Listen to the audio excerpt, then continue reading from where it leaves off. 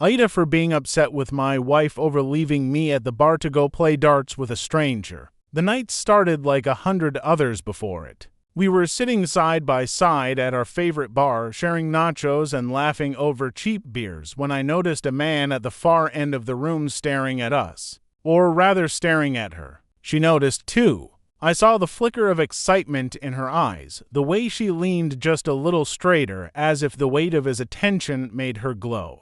I brushed it off at first. People look. She's beautiful. Amused to it. But then he walked over. He had a dart in his hand, smirking like he already knew the outcome of a game I hadn't realized had begun. Want to play a round? He asked her, not us, not the couple sitting together, but her. And to my shock, she stood up. "He'll be right back," she said with a laugh, already slipping away from me before I could answer. I sat there, watching as she followed this stranger to the dartboard.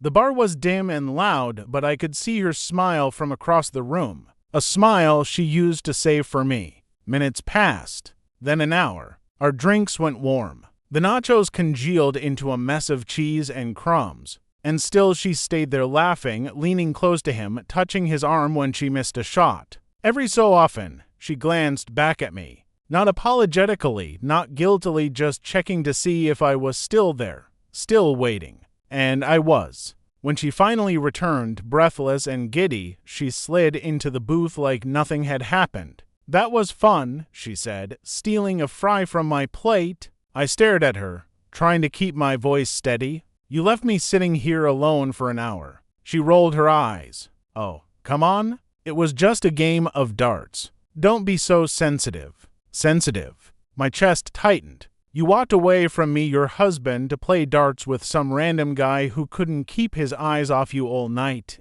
Her smile faltered. "You're making a big deal out of nothing." But it wasn't nothing, because it didn't stop that night. The next week, she suggested going back to the bar again. This time, she didn't even sit with me when we arrived. She headed straight to the dartboard, looking around until she found someone new to challenge. And again, I sat alone. I tried to talk to her afterward, to tell her how humiliated I felt, how small it made me feel to watch her prioritize strangers over her husband. But she just laughed, called me insecure, said I should learn to have fun. Then came the night everything shattered. We went back to the bar, and the same stranger from the first night was there. She practically lit up when she saw him. I told myself she wouldn't dare. Not again, not after everything had said. But she did. They played darts, then moved to the pool table. At one point, I saw him brush her hair back from her face, and she didn't push him away.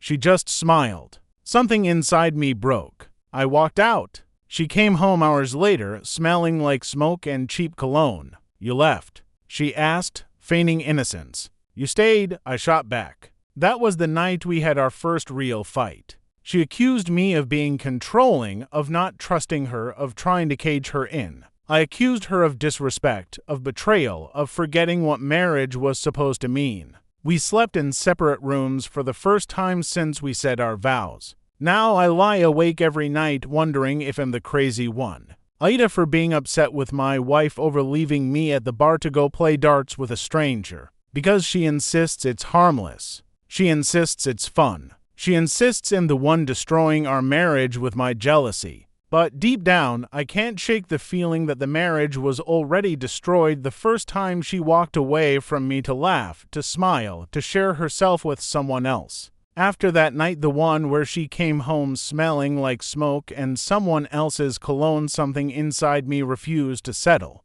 I kept telling myself I was overreacting, that maybe she was right and it was all just harmless fun. But the truth was written in the way she acted around me afterward. She wasn't guilty. She wasn't apologetic. If anything, she was bolder. The next weekend, she dressed differently before we went to the bar. A shorter skirt. More makeup. The kind of effort she used to make only for date nights with me. I asked quietly, "Who are you getting ready for?" She rolled her eyes. "Don't start." And then, once again, she walked away from me the second we arrived. Straight to the dartboard.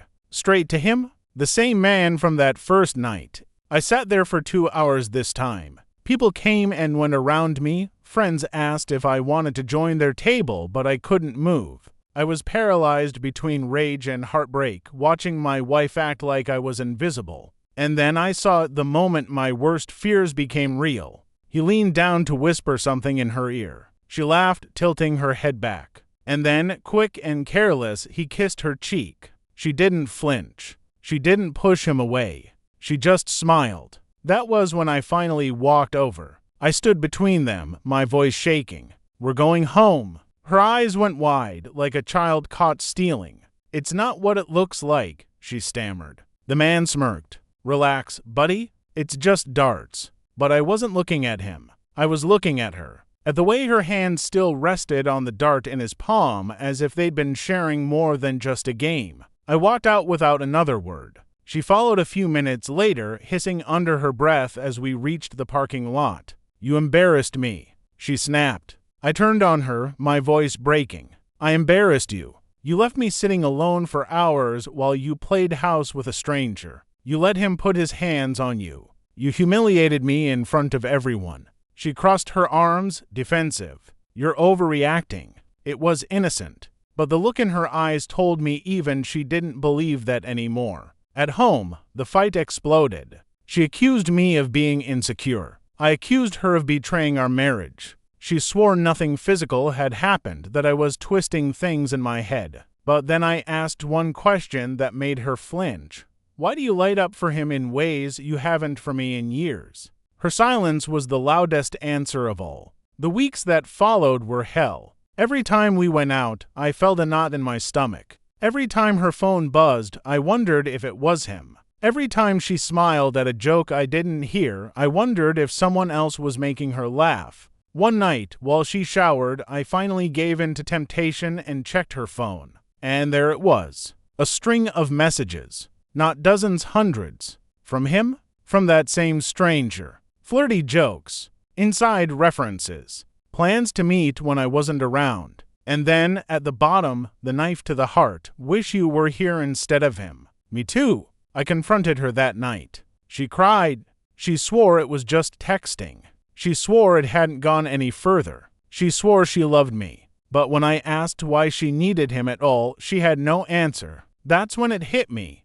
The betrayal wasn't just in what she did, it was in what she gave away so easily. Her laughter, her attention, her time, the parts of herself that used to be mine. Now, I'm left staring at our wedding photo on the wall, wondering when she stopped choosing me. AITAH for being upset with my wife over leaving me at the bar to go play darts with a stranger. Maybe the better question is, at what point does just darts become cheating?